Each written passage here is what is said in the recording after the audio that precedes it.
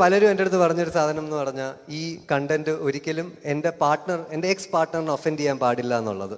പക്ഷെ നിങ്ങൾ തന്നെ ഇപ്പോൾ 1.5 മണിക്കൂറായിട്ട് സ്റ്റാൻഡപ്പ് കോമഡി കാണുന്നുണ്ട്. നിങ്ങൾക്ക് കല്യാണം മുടങ്ങിയതിൻ്റെ കാരണം ഇപ്പോൾ മനസ്സിലായി കാണും. ഇപ്പൊ എത്ര മോശം മനുഷ്യനാന്ന് പറഞ്ഞെങ്കിൽ ഞാൻ കുറച്ച് പറഞ്ഞുതരാം. ഇവൻ IIT IIM ആണ്. ഇവന്റെ പഠിപ്പ് തന്നെയാണ് ഇവന്റെ പ്രശ്നം. ഇവൻ ഈ IIT IIM എന്നുള്ളത് ഇവൻ ഒരു 10 മിനിറ്റിനുള്ളിൽ ഒരാളെ പരിചയപ്പെട്ട് കഴിഞ്ഞാൽ അപ്പ പറയും.